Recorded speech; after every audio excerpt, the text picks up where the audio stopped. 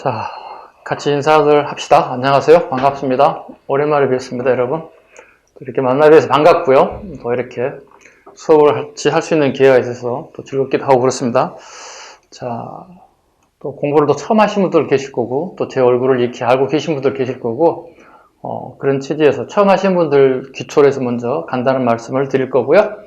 그 다음에, 시험 준비하신 분들 위해서 간단하게나마 오리엔테이션을 좀 해보도록 하겠습니다.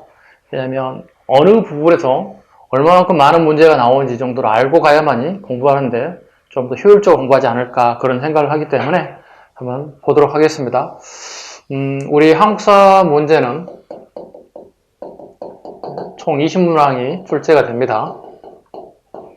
그 중에 이제 파트별로 나뉘어져 있습니다. 전근대사, 그 다음에 근현대사, 이렇게 두 개 파트로 나뉘어 있습니다. 보통 여기에 13문제에서 15문제 정도가 출제된다고 보시면 되겠습니다.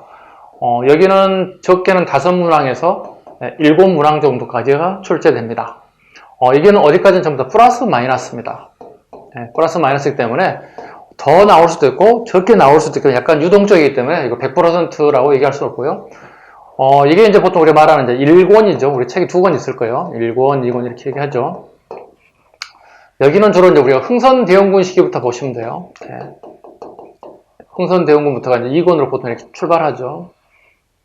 그 다음에 우리나라 이제 현대사까지 연결되는 책이라고 보시면 되겠습니다. 일단 어느 부분 공부를 잘해야 하면 되겠느냐. 먼저 기본적으로, 요게 기본적으로 75점을 맞고 들어가야 된다. 합격을 하기 위한 가장 기초적인 게 내가 어느 정도 75점을 베이스를 깔아야 한다는 거예요. 그리고 여기는 합격하기 위한 점수라는 거예요. 합격생들을 위해서는 근현대사 부분을 완벽하게 잡으셔야만이 토탈 합쳐서 100점이 나온다는 거예요. 처음 하신 분들은 앞에 1권의 전근대사 부분을 완전하게 퍼펙트하게 맞출 수 있는 능력을 가지고 있어야 한다. 그 다음에 합격을 하기 위한 지금 마지막 단계에 와 있는 1년, 2년 공부하신 분들은 또는 한 바퀴, 두 바퀴, 세 바퀴 이상 도신 분들은 근현대사 부분에 포커스를 꼭 잡으시라는 말씀을 드리고요. 그 다음에 파트별로 오겠습니다. 정치, 경제, 사회, 그 다음에 문화, 그 다음에 종합적인 문제, 그 다음에 기타 문제 이렇게 여러 가지로 구분되죠. 이렇게 보통 우리가 정치 문제가 가장 많이 나온다고 생각하면 돼요. 12개에서 플러스 마이너스. 경제 하나에서 2개 정도 플러스 마이너스. 사회 마찬가지 하나에서 2개. 문화가 의외로 많이 나옵니다. 5개에서 7개까지도 나올 수 있습니다. 그 종합이라고 하는 것들이 있죠.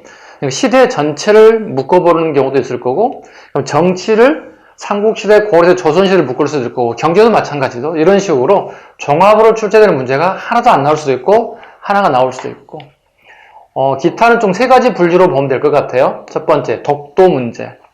우리 일본과의 정치적 민감한 상황이 오게 된다면 독도에 대해 민감해지죠. 독도에 대한 부분도 출제가 될 수 있을 것 같고요.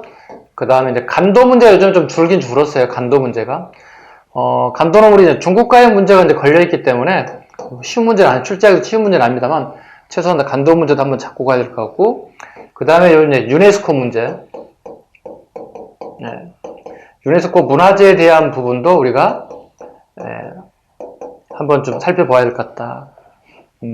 이렇게 총 20문제가 출제된다 보시면 될 것 같습니다. 그 다음에 어떻게 하면 선생님 역사 공부를 잘할 수 있습니까? 이렇게 또 궁금해 하시는 분들도 계실 것 같아서 현대 역사는 꼭 기억하실 게 흐름 공부다. 흐름의 공부가 돼야지 암기식의 공부는 되게 지양했으면 좋겠습니다. 지양입니다. 흐름 공부를 꼭 하시라는 얘기, 즉 시대의 흐름을 잡으라는 얘기야. 시대의 흐름 전체를 내가 아울 수 있는 능력이 돼야 된다. 그리고 난 다음에 디테일한 부분으로 가야 된다. 요거 끝나고 난 다음에 디테일하게 세부적인 사항들이 갔으면 좋겠다. 그 다음에 최근 트렌드는 사료 중심의 역사서가 됐습니다. 거의 모든 시험 문제가 사료입니다. 일반 행정직, 교육행정직, 국가직, 지방직 할 것 없이 전부 다 사료 중심이고요. 하물며 소방직 문제도 작년 같은 경우는 20문제 전체가 다 사료 문제가 나왔습니다. 그 다음에 가장 최근에 시험 본 게 경찰 시험이었죠. 근데 경찰 시험 같은 경우에는 사료 중심으로 갔어요. 경찰 같은 경우에. 사료 중심으로 가긴 갔는데 갑작스럽게 최근 마지막 시험이 예전 시험으로 해기해 버렸어요. 되게 못마땅합니다, 제가. 자시 가버리는 건 되게 안 좋은 상황이거든요. 이렇게 되면 뭐가 되는 거예요? 되게 난이도가 올라간다고 봐야 돼요. 되게 또 지엽적인 문제가 많이 출제된다는 거예요. 그렇습니다. 그 다음에 이런 시험을 준비하신 분들이 계실 겁니다. 지금 현재 강의를 듣고 있는 분 중에 기상직 또는 기상청 이렇게 할 수 있겠죠. 기상직. 그 다음에 국회 사무처. 현재 이게 가장 난이도가 높은 시험이다 보시면 돼요. 이걸 준비하신 분들, 기상청을 준비하시거나 국회 사무처직을 공부하신 분들은 일단 기본 베이스 위에 한 단계 위에 난이도까지도 문제풀이를 통해서 접근해달라는 얘기를 꼭 하고 싶고요. 그 다음에 법원직 준비하시는 분들이 있습니다. 법원 서기보직이라고 하는데요. 법원 서기보도 예전엔 되게 난이도가 높아졌는데요. 지금은 난이도가 아주 높지 않고 이 두 개의 직렬에 비해서는 이 정도 조금 더 약하게 높아졌다. 이런 부분이 좀 차이가 있습니다. 그래서 직렬에 따라 좀 차이가 있을 거고요. 그 다음에 이제 계리직 보신 분들도 계시죠. 계리직은 원래 좀 중급 정도 수준을 출제하는 게 맞아요. 그런데 지금 작년에 아마 우리 역대급 799 통해서 역대급 난이도를 보였던 게 작년 마지막 시험이 역대급을 보였다는 겁니다. 그래서 시험이란 게 종잡을 수가 없다는 겁니다. 이렇게 전체적인 트렌드를 얘기는 할 수 있겠지만 요거 꼭 하세요, 이거 하지 마세요 쉽지는 않지만 그래도 우리가 선택과 집중을 한다면 저는 수업 시간에 선택과 집중을 끊임없이 얘기를 할 겁니다. 그래서 제가 수업 시간에 별표 하나부터 2개, 3개, 4개, 5개까지 중요도에 따라서 최대 5개까지 이렇게 하겠습니다. 이렇게 제가 표현을 하게 되면 여러분들이 책 부분에다가 이렇게 5개 이렇게 표시했으면 좋겠습니다. 그 다음에 공부할 때 가장 중요한 것도 팁 하나 드리면 단권화입니다. 여러 가지 책이 많이 있을 건데요, 여러분들이. 단권화 했으면 좋겠습니다. 이책 저책 막 산재되어 있으면 찾다가 시간 다 허비한다고요. 그래서 어떤 책이든 자기 입맛에 맞는 책이 있을 거거든요, 분명히. 자기 트렌드에 맞는 책, 제가 원하는 책들이 있을 거거든요. 좀 단권화 시켜달라는 얘기 좀 드립니다. 특히 기본서에 대해서 단권화를 좀 해달라는 얘기. 그 다음에 우리 아까 방금 얘기했지만 사료가 겸해져 있는 문제를 좀 많이 풀라는 얘기. 단답식의 문제는 지양해 주시기 바랍니다. 단답식 문제 좀 지양해달라. 첫째도 흐름, 둘째도 흐름, 그 다음에 사료화되어 있는 문제를 좀 많이 풀어달라. 그럼 최소한도 그렇다면 우리 기본서에 나와 있는 사료에 관련된 부분은 무조건 잡고 가셔야하는 뜻입니다. 사료는 그냥 읽어서 되는 게 아니죠. 거의 대부분 뭘 물어볼까요? 시기나 시대를 거의 대부분 물어본다고 봐요. 시기나 시대를 물어본다는 것 꼭 기억하시라는 말씀을 드립니다. 단답식 문제는 지양해달라는 얘기. 이렇게 해서 간단한 오리엔테이션, 내가 어느 부분에 중점을 둬야 될 것인가 관련된 부분을 중점적으로 한번 살펴봤습니다. 제가 이렇게 오리엔테이션은 비교적 길게 하진 않는 편입니다. 짧게 할 거고 수업 중간중간에 이런 수업을 하는 중간중간에 제가 여러분들에게 도움이 되는 얘기도 할 거고 또 쓴 얘기도 쓴소리도 할 거거든요. 그래서 이런 식으로 수업을 진행을 할 거고요. 시험이 얼마 남지 않았기 때문에 빠른 속도로 여러분들과 같이 호흡을 맞춰보도록 하겠습니다. 자, 수업을 한번 다시 기본적으로 해서 한번 시작해 보겠습니다. 16페이지 한번 보겠습니다. 역사학습의 목적부터 한번 보겠습니다.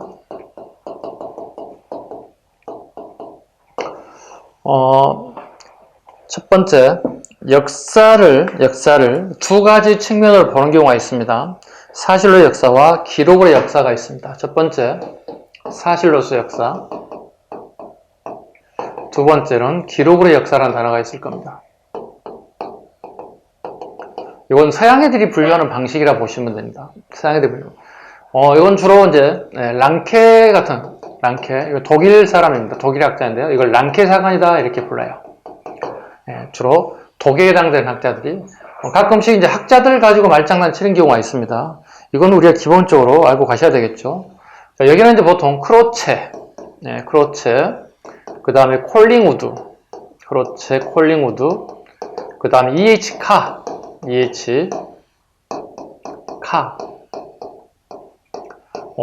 그 다음에 우리나라로 대표할 수 있는 학자가 있다면 신채호 선생님이 있겠죠. 단재 신채호 선생 같은 부분도 기록으로 역사를 주로 되게 중요하게 여겼다고 봐야 되겠습니다.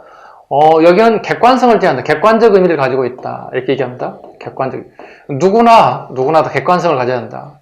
그리고 역사책을 기록한다면 이걸 실제 증명할 수 있겠느냐. 이걸 실증주의라고 얘기합니다. 실증주의 입장에서, 실증주의 사관 입장에서 해야 된다는 거고요. 그 다음에 내용을 한번 볼까요? 역사란 바닷가의 수많은 모래알처럼, 그죠? 바닷가의 수많은 모래알처럼 편린들이 있다는 거예요. 이걸 그대로 기록하면 된다는 거예요. 이걸 사실로 역사다 이렇게 얘기합니다. 기록으로 역사란 수없이 많은 정치적, 경제적 사실들이 일어날 거거든요. 이걸 가치가 있다고 생각되는 부분만 평가해 보자는 거예요. 가치가 있다고 생각되는 것만 평가해 보자는 거예요. 모든 역사를 다 적을 수 없다는 거죠. 뭐 이렇게 얘기할 수 있겠죠. 예를 들어서 오늘 문재인 대통령께서는 청와대에서 부인과 함께 떡국을 드셨습니다. 이건 역사를 할 수 없잖아요. 일상생활일 뿐이잖아요. 또 이렇게 얘기할 수 있죠. 문재인 대통령께서는 오늘 미국 방문해 새 대통령 바이든 대통령을 접견하였습니다. 이건 역사적 가치가 좀 있다고 봐야 되죠. 왜? 상대 국가의 대통령을 만났으니까요. 가치가 있다고 판단되는 것만 평가하자는 겁니다. 이걸 기록으로 역사 이렇게 얘기합니다. 이해 가셨죠? 학자들에 대한 내용들. 그 다음에 이건 되게 주관적 의미다 이렇게 얘기합니다. 주관적 의미를 가지고 있다 이렇게 얘기합니다. 두 가지를 구분할 수 있는 것들을 얘기합니다. 그 다음에 예문을 한번 드려볼게요. 여러분들이 이게 어떤 예문에 포함되는지 한번 보겠습니다. 참 쉬운 겁니다. 1909년 만주 하을변에서 안중근 의사는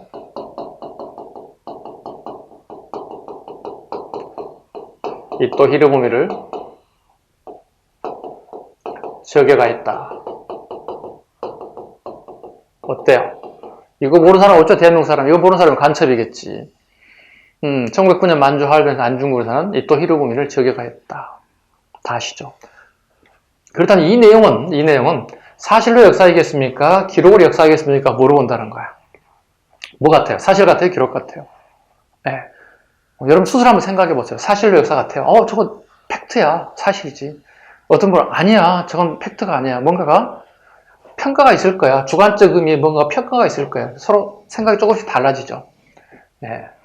팩트는 팩트인데 보시면 의사라는 단어가 들어가 있습니다. 네. 의로운 싸움에 나고 죽었다는 얘기가 하는 거예요. 이거 뭐죠? 가치 있는 평가로 간다는 거죠. 그럼 이건 뭐가 되겠어요? 사실의 역사가 아니라 기록으로의 역사다 이렇게 얘기합니다. 이건 기록으로의 역사이다 이렇게 얘기합니다. 충분히 무슨 말인지 이해 가셨죠? 첫 번째 예문을 드렸고요. 두 번째 예문을 한번 또 같이 보겠습니다. 고려 인종 때 김부식은 삼국사기를 편찬하였다. 다 아시겠죠, 이 정도는. 그죠? 예, 1145년 고려인종 때 김부식은 삼국사 편찬하였다. 팩트죠? 이거 뭐가 될 것 같아요? 사실로 역사죠. 그죠? 사실로 역사가 되겠습니다. 이렇게 얘기하면 또 바뀌겠죠. 고려인종 때 김부식은 삼국사기를 신라 중심의 사관으로 편찬하였다. 이렇게 되면 또 기록으로 역사죠. 왜? 누군가가 가치 있다고 판단하는 거잖아요. 신라 중심이라 누가 평가해버린 거잖아요. 이렇게 되면 뭐가 되는 거예요? 기록으로 역사가 되는 거고요. 단순하게 팩트만 얘기하게 되면 사실로 역사, 기록의 역사가 되는 거고, 거기에 역사가의 평가가 들어가게 된다면 기록의 역사다 이런 표현을 쓴다는 겁니다. 이해 가셨죠? 자, 이 정도만 하게 되면 충분히 갈 수 있을 거고요. 여기 한 4년, 5년에 한 번씩 나올까 말까 하는 문제들이기 때문에 그냥 아주 쉽게 넘어가도 됩니다. 자, 우리 교재 17페이지 한번 봐주세요. 17페이지. 네. 17페이지면, 기록의 역사 보시면, 크로체, 콜링우드, E.H. 카 나와 있죠? 네, 카는 실증주의 상대주의를 절충하였다. 그랬습니다. 네, 실증주의와 네, 상대주의를 절충하였다. 이렇게 얘기했습니다. 네, 되게 중요한 단어가 들어가 있죠. 역사란 보통 이렇게 표현을 합니다. 역사란 상대주의와 즉 상대성과 현재성이라는 단어를 되게 많이 사용합니다. 제가 역사들도 다 마찬가지고 역사가들도요. 역사가는 현재 관점에서 과거를 조명한다는 겁니다. 현대 관점에서 과거를 조명한다. 역사가는 각자 다 다른 논문들을 쓰게 됩니다.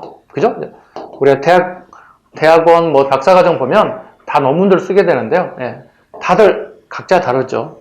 어느 팩트 하나만 가지고 고정되어 있는 게 아니라 얼마든지 많은 역사 논문들이 발표된다는 거. 역사는 항상 상대성과 현재성을 띠게 된다. 마찬가지입니다. 기록의 역사도 마찬가지죠. 주관적이니까 항상 실제 증명할 수 있는 내용에다가 상대주의가 포함되더라는 겁니다. 그래서 훨씬 더 사실 역사보다 더 가치 있게 평가되고 있다는 겁니다. 자, 그 다음에 이해직하에 대한 부분을 좀 한번 살펴보려고 합니다. 그 책 중간 부분에 박스가 있는데 그 사료 부분에 이해직하를 한번 보겠습니다. 끝에 줄에 이런 게 있습니다. 이해치카가 쓴 책이 하나 있어요. 역사란 무엇인가라는 책이 있습니다. 네, 선생님 서재가 하나 있는데요. 역사란 무엇인가. 이 책 제목입니다. 단순하죠? 네, 역사란 무엇인가 이렇게 나와 있습니다. 역사란 과거, 현재 끊임없는 대화이다 이렇게 해서 역사란 무엇인가 책에 서문에 보면 역사란 과거와 현재 끊임없는 대화이다 이렇게 얘기하고 있습니다. 끊임없는 대화이다 이런 표현을 씁니다. 이건 시험에 되게 잘 나오는 내용이기 때문에 여러분들 꼭 잡아주시고 밑줄 긋고 별표현 하겠습니다. 카본의 끝에 줄 얘기 있죠. 현재, 과거, 끊임없는 대화이다. 이 책은 솔직히 되게 어려운 책이라고 보시면 돼요. 난이도는 되게 높은 책이고요. 선생님도 읽었는데 한 6개월 이상 읽었는데 되게 어려웠어요. 어떤 분들은 되게 재밌게 읽었다고 얘기하더라고요. 근데 저는 이거 정말 어렵다 이런 생각을 하면서 읽었던 것 같아요. 6개월 이상 읽었던 것 같아요. 지금 기억도 다 사라졌고요. 어쨌든 그런데 이게 되게 역사적 가치를 가지고 있는 책이라는 겁니다. 그래서 이분의 앞 서문에 이런 게 나왔다. 역사란 과거와 현재 끊임없는 대화이다. 이해측합니다. 최소한도 이 정도 이해측하는 기록의 역사이다. 그 다음에 여기는 랑케사관이다. 사실로 역사는 우리가 하나 암기해 드릴게요. 왜냐하면 역사가들을 사실과 기록을 바꿔서 넣을 수 있거든요. 이거 하나만 외우면 나머지는 전부 다 기록의 역사입니다. 이건 전라도 사투리 하나 다 외워보겠습니다. 사투리고요.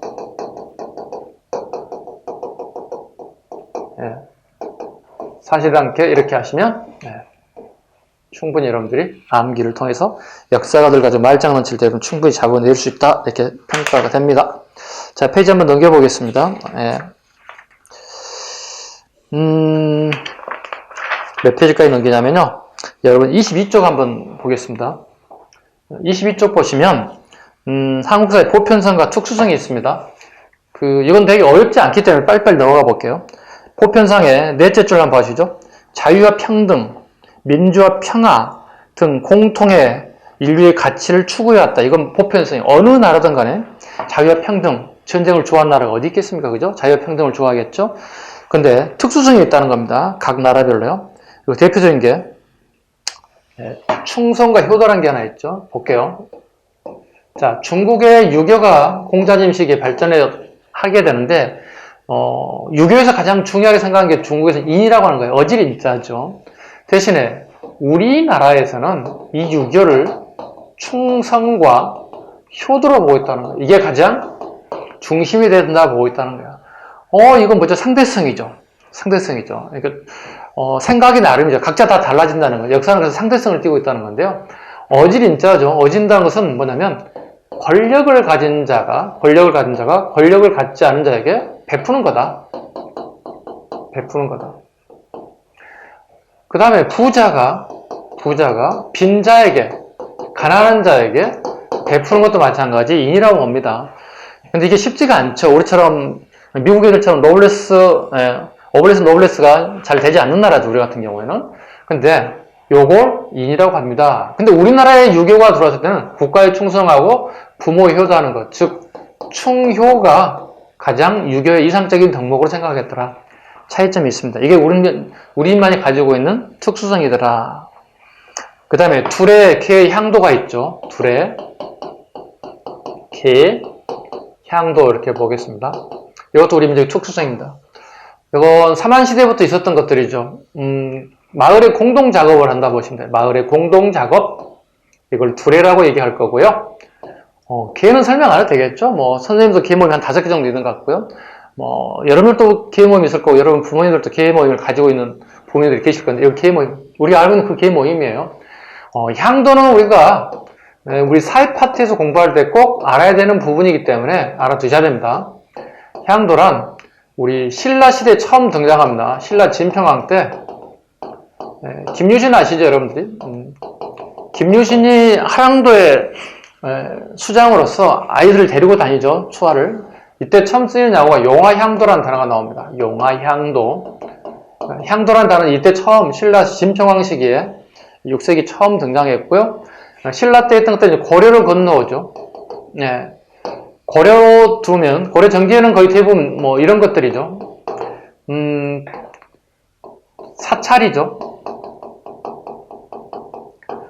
절을 짓는다든가, 그 다음에 탑도리학에서 탑을 한다든가, 그 다음에 종을 한다든가, 이런 것들, 뭐 승탑을 만든다든가, 불교에 이런 부속 건물들이 많이 있을 거 아니에요, 그죠? 요런 걸 중심으로 만드는데 그 역할을 했던 것들이 향도들라는 겁니다. 주로 이제 향리들과 일반 백성이 중심이 돼서 만들더라는 거예요. 조선 후기를 가볼게요. 조선 후기가 되면 좀 달라집니다. 상주꾼의 역할로 바뀌더라는 거예요. 마을에 상을 당한 사람이 있다는 거죠. 마을에 상을 당한 사람이 있다면 젊은 친구들이 그 시신을 갖다가 관에 입간하고 그다음 꽃상에 메고 들판을 지나서 구릉제 산 비탈에다가 장례를 치를 거거든요. 이와 같은 과정을 갖다가 전부 다 진행하는 사람들 갖다 우리는 상주꾼이라고 합니다. 향도 역할이 이런 모습으로 신라시대, 그 다음에 고려시대, 조선 후기가 되면서 조금씩 용도가 다르게 쓰이더라는 것 정도는 우리가 가장 기본적으로 알고 계십니다. 여기서 가장 많이 출제되는 부분은 어디라고요? 향도라는 사실도 유념해 주시기 바랍니다. 그 다음에 페이지 또 넘길게요. 자, 28쪽 한번 28쪽으로 더 넘어가야 될 것 같습니다. 31쪽으로 한번 가도록 하겠습니다. 31쪽에 볼게요. 선사시대와 역사시대에 대한 부분을 좀 살펴보도록 합니다. 선사시대와 역사시대 한자로 좀 적어볼게요.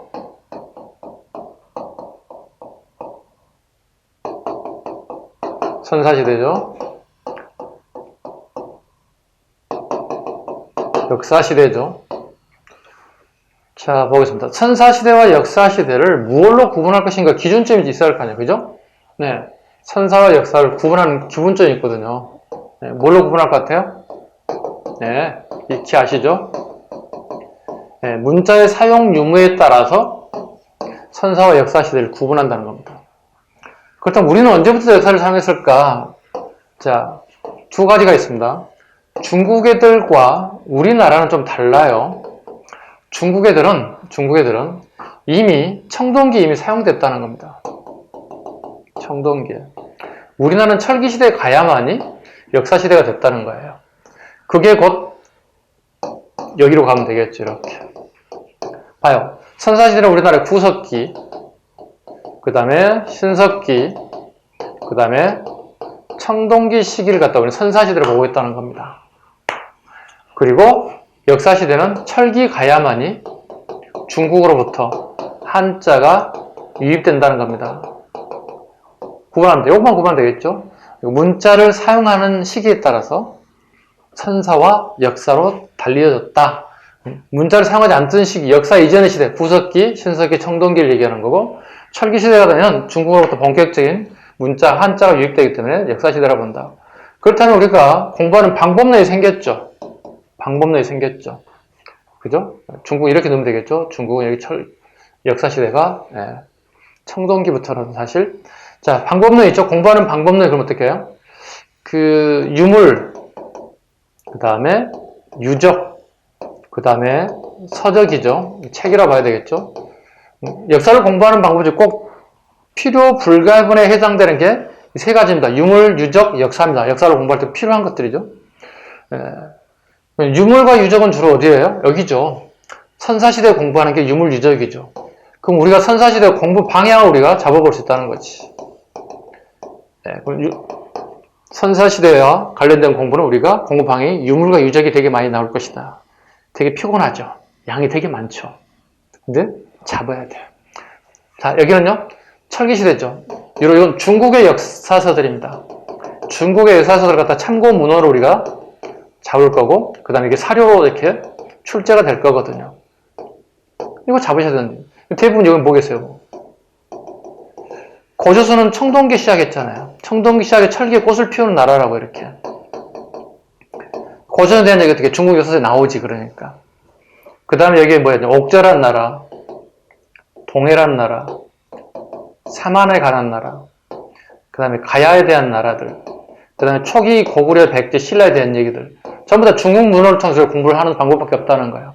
그래서 중국 문헌에 대한 부분들, 뭐 삼국지, 이지동이자 이런 부분들을 통해서 우리 공부하는 거고, 이건 주로 우리나라에 발견된 유물, 우리나라에 발견된 유적지를 통해서 공부하는 방향의 뜻입니다. 근데 이게 가장 어려운 게 뭐냐면, 여러분들 유적지를 답사를 잘 안 한단 말이에요. 네, 그래서 가장 역사 공부할 때 가장 좋은 방법은 발로 하는 거다. 역사 공부하는 사람들은요. 머리로 공부하는 게 아니라 발로 공부하는 가장 좋은 방법입니다. 본인이 보고 듣고 움직여야 한다는 얘기거든요. 책으로 보는 것에 한계가 있다는 거거든요. 그렇다고 지금 공부하는 수험생 여러분들에게 발로 공부하세요. 답사하세요. 이렇게 할 수 없는 거거든요. 우리가 제한된 시간 내에서 이렇게 할 수 없는 거니까 책을 통해서라도 최소한도 우리 공무원 시험에 고득점을 낮출 수 있는 방법론을 제가 제시해야 되겠죠. 이렇게 선사와 역사시대를 한번 구분해 봤습니다. 그 다음에 31쪽 한번 볼까요? 우리 민족의 기원, 우리 민족의 기원 어디서부터 출발했을까? 구석기부터 보고 있는 거죠. 구석기 시대에 우리나라에 사람이 살았다는 겁니다. 사람이 살았다. 그런데 이 사람이 우리의 직접적 조상이라 할 수 있겠느냐? 직접 조상이라 할 수 없다는 거죠. 볼 수 없다는 거죠. 그렇다면 우리의 직접 조상을 뭐로 볼 것이냐? 신석기를 거치면서 청동기에 아마 우리 민족의 기틀이 만들어졌을 것이다. 이렇게 보는 겁니다. 우리 민족의 기틀이 만들어졌을 것이다. 왜냐하면 구석기 시대는 왜 우리 직접 조상을 볼 수 없느냐는 얘기죠. 이건 빙하기라는 거예요. 이 지구가 전체 땡땡 얼어있다는 거예요. 땡땡 얼어있기 때문에 얼마든지 유럽이면 유럽, 아프리카면 아프리카, 그죠? 서아시아면 서아시아, 어느 곳이든 간이 전부 다 이동할 수 있었다는 거죠. 빙하기이기 때문에 가능하죠. 그렇기 때문에 구석기에 발견된 유적지를 전부 다 우리 거라 볼 수 없다는 겁니다. 그리고 그 시대에 살았던 사람들이 전부 다 우리 직접적 조상이라 볼 수 없다는 겁니다. 신석기를 거치면서 청동기에 우리 민족의 기틀이 이루어졌다 이렇게 보고 있습니다. 그러면 구석기는 도대체 언제부터 할 것인가? 구석기는 70만 년 전입니다. 70만 년 전부터 우리 구석기의 시작으로 보고 있다는 겁니다. 신석기는요, 8,000년 정도, 또는 일부 학자들, 진보적인 학자들 1만 년 전까지도 가는 분들이 계십니다. 뭐지든 간에, 70만 전, 그 다음에 8,000년 정도는 우리가 연도를 가끔씩 말장난 치는 경우가 있기 때문에 잡으셔야 되고요. 여기는 방법 좋습니다. 구석기는 7이고 신석기는 8입니다. 숫자만 다르죠. 만, 그 다음에 천이 달라지겠죠. 70만 년 전, 그 다음에 8,000년 전 정도 잡으면 될 것 같고요. 그 31쪽에 상단에 보면 지도 한번 같이 보고 넘어갈게요. 선사시대의 문화권, 가끔 지문이 나오니까. 우리나라는 동방문화권입니다. 우리 한반도를 포함한 요동 요소 지역을 동방문화권이라고 합니다. 자, 우리는 동방문화권이다. 기억 잘 하시기 바랍니다. 선택지 지문 정도에 나옵니다. 중국은 한족문화권, 그 다음에 저쪽 몽골 쪽 가까운 거 뭐죠? 북방문화권, 그죠? 그 다음에 베트남, 캄보디아 하남문화권, 그 다음에 일본 남방해양성 문화권, 총 5개 문화권으로 분류되더라 정도 잡으시면 될 것 같습니다. 그 다음에 우리 한민족에 대한 부분도 하나 가죠. 한에 관련된 부분 하죠. 우리 한자는 이걸 씁니다. 나라 한자를 씁니다. 이렇게. 이거 7급 기출이니까 한번 잡으셔야 할 것 같아요. 이거 7급에 기출되어 있습니다. 우리는 이걸 쓴다는 거, 이거 아니라는 뜻입니다. 우리 한민족은 한자, 이 한자를 씁니다. 요 클 한자가 아닙니다. 이건 클 한자죠. 주로 쓰는 게 이때 쓰는 겁니다. 한번 써볼게요, 제가. 어디에 쓰는지 한번 볼까요? 뭐 같아요? 한강이죠. 그 한강의 의미는 뭐야? 큰 강이라는 의미가 되겠지. 이런 의미를 쓴다는 정도만 살짝 치고 넘어가겠습니다. 다음 페이지. 보겠습니다. 구석기 한번 볼 텐데요. 우리 민족의 계통 한번 보겠습니다.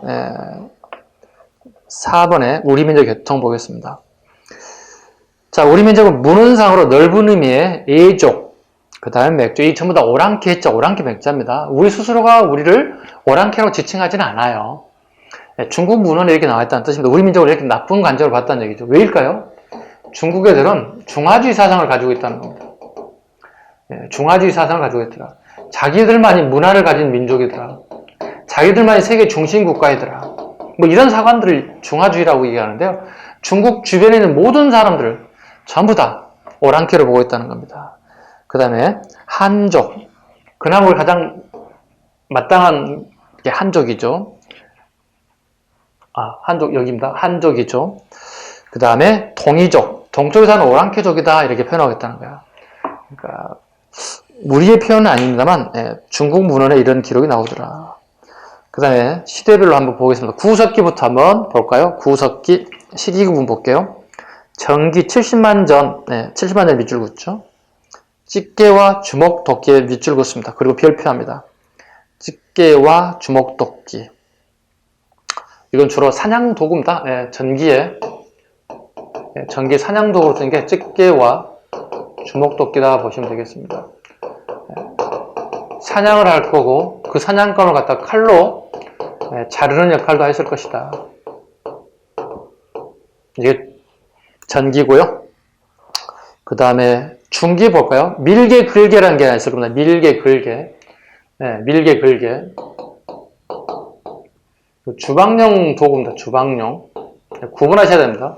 밀개 글개와 집게 주먹도끼 구분하셔야 되고요. 제일 밑에 후기 한번 봐시죠. 순배찌르기라는 게 있습니다. 후기 가면 순배찌르기가 있습니다. 순배찌르기는 우리가 후기이기도 하고요. 이건 사냥도구입니다. 사냥도구. 모습을 한번 그려볼까요? 이렇게 되어 있어요. 이걸 순배라고 부릅니다. 자루 모양이라는 뜻입니다. 자루 모양에 이걸 순배라고 하고요. 이게 창의 기능이라 보시면 돼요. 창의 기능이다. 그 다음에 주먹도끼 한번 보겠습니다. 뭐 이런 식으로 되어 있어요. 그러니까 이렇게 사람이 주먹으로 잡아서 이렇게 동물을 사냥하거나 그 다음에 살을 발라낸다든가 뼈를 자른다든가 이런 역할을 했죠. 이렇게 양쪽 면을 날카롭게 갈려져 있습니다. 이걸 갖다 양면 핵석기라고 합니다. 양면을 다 사용한다고 해서 양면 핵석기 이런 표현도 쓰죠. 이 사람들은 전기 사람들이 구석기에서도 이 사람들은 후기 사람들이에요. 어느 순간 얘들과 얘들이 한번 붙었다는 거예요. 전쟁이 붙었다는 얘기예요. 그 결과 어느 순간에 얘들 전부 다 사라져버리고 얘들만 존재하게 됐다는 거예요. 그래서 전기 구석기인들은 얼굴 모습이 주먹 모양이에요. 이렇게 얼굴을 주먹만 하고요. 후석기 구석기인들은 현생 인류와 비슷한 우리 모습을 취하고 있어요. 그래서 얘네들 갖다 우리 보통 호모 에릭투스 이런 단어를 쓸 거고요. 생물학적인 종의 분류 방식에 따라서 여기는 호모 사피엔스 이런 용어를 써요. 자, 다시 구분합니다. 전기 구석기인들은 집게라든가 주먹도끼를 사용했을 거예요. 이건 주로 경찰 문제라든가 소방직 문제에 아주 잘 나오는 문제입니다. 구분하셔야 됩니다. 그 다음에 후기는요, 순배찌르기를 사용한 호모 사피엔스 문화를 가지고 있는 사람들이더라. 이해 가셨죠? 자, 다음에 구소시키다 이제 유적지를 갈 거예요. 뭐 유적지 공부할 때는 좀 힘들어 하시는 부분들이 있는데, 일단 굴에다만 일단 동그라미 한번 쳐볼게요. 충북 다장 도담리 굼굴에 굴의 동그라미. 그 다음에 밑에 거무모루 동굴에 굴의 동그라미. 그 다음에 쭉 내려가 볼까요? 충북 제천 전말 동굴에 동그라미. 그 다음에 쭉 내려가 볼까요? 운기 굴포리에 굴의 동그라미. 실제 굴은 아니고 동네 이름인데, 이 운기 굴포리는 구석기와 신석기 유적이 동시에 다 같이 발견된 거예요. 되게 시험에 잘 나오는 부분이기도 합니다. 그 다음에 승리산 동굴의 굴, 그 다음에 쭉 내려가 충북 청원 두루봉 동굴의 굴, 제주 빌레메 동굴의 굴, 한북 정성 동광진, 이건 우리 금년이죠. 해가 이제 안 지났기 때문에. 금년 우리 국가직 시험 문제에, 지방직 시험 문제였군요. 지방직 시험 문제, 국가직이 나오구나. 착각했는데. 동관진 분이 국가직 시험 문제 나왔어요. 별표 하나 하시죠. 2020년 국가직 기출적습니다. 동관진. 발음 되게 어렵습니다. 자, 하나씩 한번 살펴보도록 하겠습니다. 자, 충북 단양 도담리 궁궐에는 70만 년의 밑줄, 가장 오래됐습니다. 70만 년 전의 밑줄 보이시죠? 70만 년 전. 가장 기본입니다. 궁궐에 이렇게 올드하고 70만 년이라고 써놓으시죠, 여러분들이. 네, 가장 오래됐다. 네. 그 다음에 연천 정곡리 한번 볼까요? 연천 정곡리. 네. 머비우스 이론이 파기됐죠. 네, 머비우스 이론이 파기되었다. 머비우스 이론이 이렇습니다. 우리 세계를 이렇게 머비우스가 보는 걸 유럽, 아프리카, 그 다음에 아시아 중에서도 서아시아, 그 다음 우리 살고 있는 건 동아시아죠. 이렇게 크게 보면 세 가지 부류고 있죠. 구체화시키면 네 가지 분류로 볼 수 있는데, 유럽, 그 다음에 아프리카, 그 다음에 서아시아 애들은 주먹도끼를 쓴다는 거예요. 주먹도끼 문화라는 거예요. 그리고 얘네들은 우리가 집게 문화를 쓰고 있다는 거예요. 자, 그럼 무슨 차이가 있느냐? 얘네들은 우등한 민족으로 보고 있다는 거예요. 우등한 민족으로. 여기는 열등한 민족으로 보고 있다는 거죠. 어때요? 우리 지금 어디에 포함되어 있어요? 여기 포함되어 있잖아요. 어때요? 듣고 보니 약간 기분이 쎄하죠? 안 좋죠? 좀 불쾌하죠? 내가 공부는 못하다 치더라도 누군가가 나에게 저 바보 같은 놈 어떻게 해? 되게 기분 나쁘잖아요. 지는 공부를 얼마나 잘하길래 뭐 이런 식이 되는 거거든요. 이 머비우스는 이거예요. 근데 이게 우리나라에서 파기됐어요. 뭐냐면 우리나라에 지금 미군 병사들이 많이 근무하고 있잖아요. 이 친구가 이제 애인하고 함께 연천 정곡리에 데이트를 갔는 것 같아요. 근데 마침 이 친구가 연천 정곡리에서 주먹도끼와 집게를 동시에 발견됐다는 거예요. 미군 병사는 미국에서 고고학을 공부했던 친구예요. 기초적인 걸 알았겠죠. 그럼 당연히 우리나라에서는 뭐가 발견돼야 되는 거예요? 집게가 발견돼야 되는 거예요. 자기 이론에 의하면. 근데 갑자기 우리나라에서 이것도 발견되고 이것도 두 가지 동시에 발견이 됐다는 거예요. 그리고 자기 담당 교수에게 전화했을 거고, 그 교수는 학기 중에 올 수가 없었고, 서울대학교에 있는 김원영 교수에게 이 연락이 됐고, 이 김원영 교수가 석박사애들을 데려와서 현장을 답사하고 사실임을 확인하고 나중에 논문을 학회에 나와서 발표를 했을 겁니다.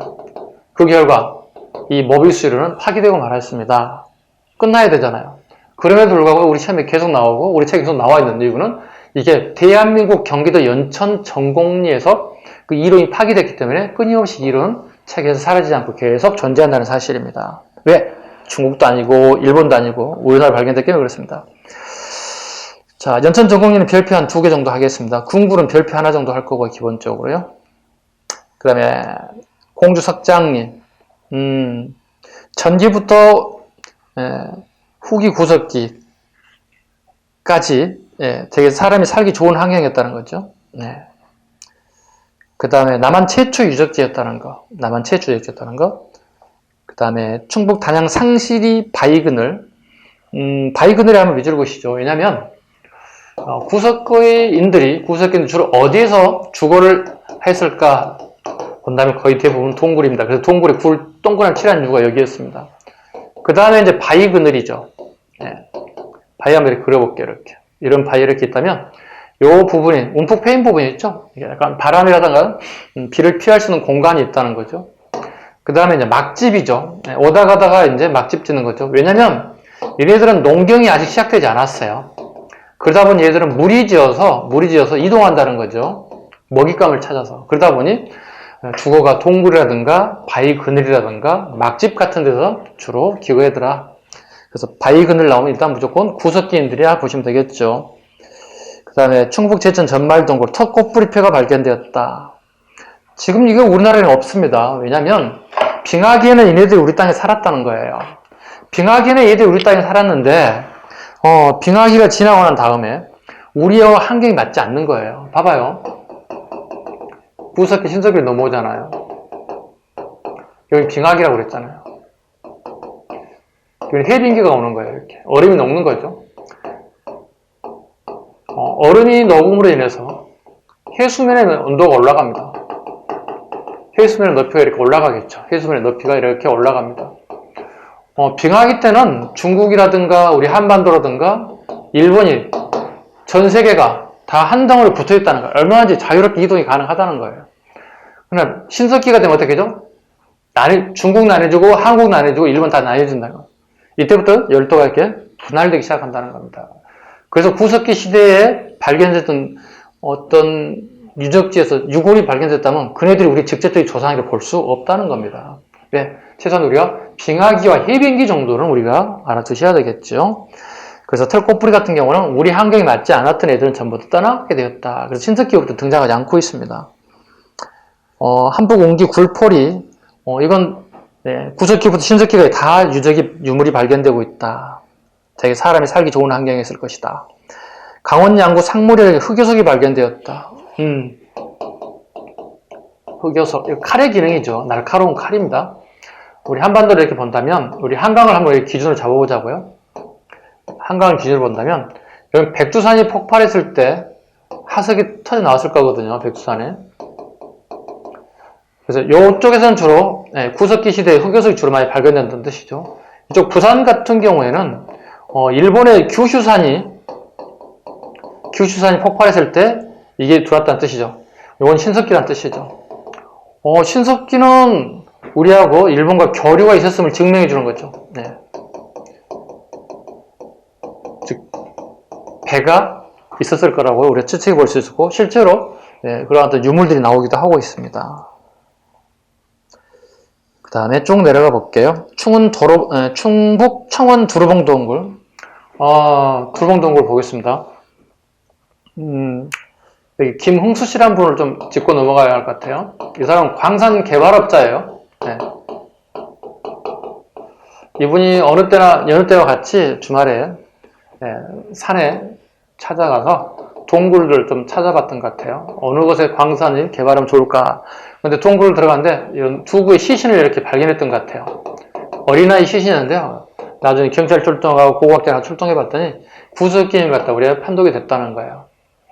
그래서 이 아저씨가 발견했다 해서 이 아이들 이름을 갖다가 학명으로 정했어요. 이걸 흥수아이다 이런 표현을 써요. 흥수아이다. 근데 이 아이들을 검사해 봤더니 이 주변에 국화꽃씨가 발견됐다는 거예요. 국화꽃씨. 그 시대 거라는 거죠.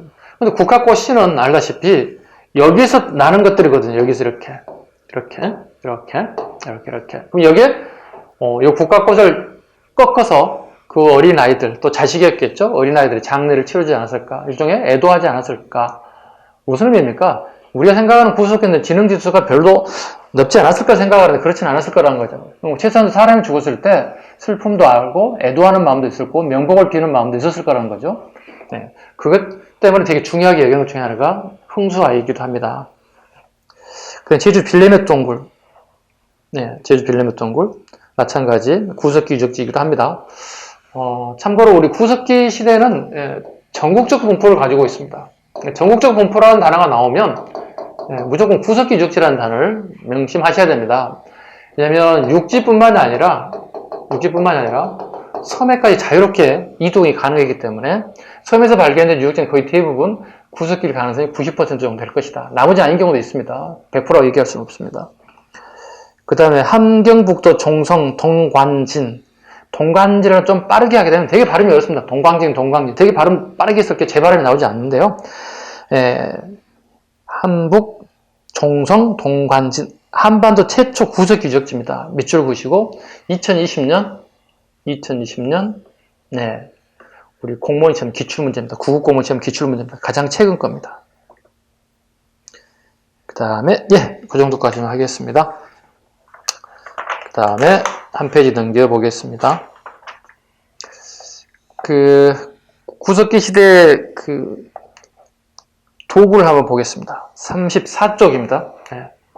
34쪽 한번 봐주시죠. 도구 보겠습니다. 주로 어떤 도구를 사용해 보겠습니다. 집게 하나 밑줄 그으시고, 집게. 종류로 볼까요? 종류로 보겠습니다. 바로. 그림을 한번 볼까요? 주먹도끼, 집게, 선배찌르개, 그냥 뚜루개. 구분하겠습니다. 종류에. 주먹도끼, 집게, 찌르개, 8m는 사냥도구 자르시고, 슬러시. 글개, 밀개는 조리도구, 그 다음에 세기계 등은 공구이다. 이거 구분해, 자치가 썼습니다. 구분요함 여기 적어볼까요? 네. 구분요함. 네. 구분요함입니다. 가끔 나오는 문제니까 잡으셔야 될 것 같고요. 경제와 생활. 네. 주로 사냥과 채집 어로 다 밑줄 볼까요? 사냥, 채집 어로 정도.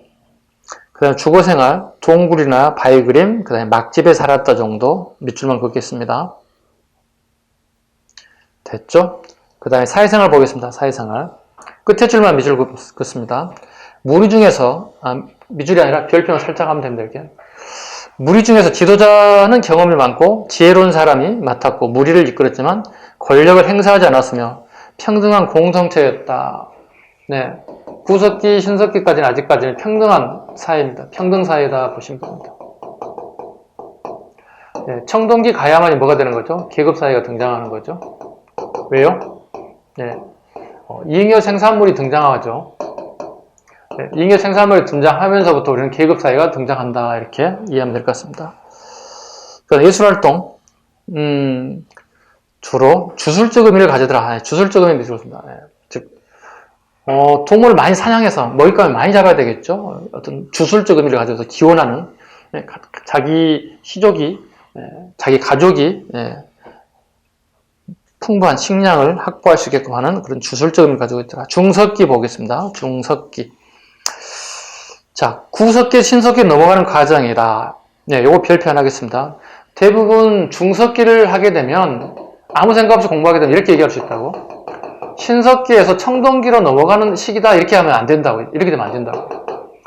기억하셔야 된다. 구석기에서 신석기로 넘어가는 이 시기다. 이렇게 잡으셔야 돼요. 지문에 말장난하는 것만 잡으시면 될 것 같고요. 그 다음에 큰 동물들은 이제 환경이 맞지 않게 되면 떠나가기 시작했다는 거야. 해빙기가 되니까. 그래서 우리나라에는 아주 작은 설치류들만 남습니다. 토끼, 여우, 새 등과 같은 빠른 동물들, 일명 이걸 설치류라고 합니다. 이런 설치류만 남기 시작하더라. 중석기부터는 우리나라에 설치류들만 생존하는 기회가 오더라. 큰 동물들은 환경이 맞지 않아 떠나가기 시작하더라. 도구, 도구 보겠습니다. 잔석기 밑으로 한번 그어볼까요? 오른쪽에 있는 모습, 이런 잔석기. 그 다음 밑에 보시니까 이음도구, 잔석기, 이음도구 등을 주로 많이 활용해서 사냥을 하더라. 유적지, 홍천의 하와계리, 거창의 인분리, 그 다음에 통영의 상노대도. 상노대도하고 하와계리만 잡아볼까요? 중석기 유적지는 외울 필요가 없어요. 왜? 보통 원래 땡땡 리가 대부분 이렇게 끝나죠. 중석기는 이렇게 네 글자 동네가 나옵니다. 이렇게 네 글자 동네만 잡으면 일단 중석기였구나 정도 이렇게 잡으시면 될 것 같습니다. 잠시 쉬었다가 신석기를 가도록 하겠습니다. 잠시 쉬겠습니다.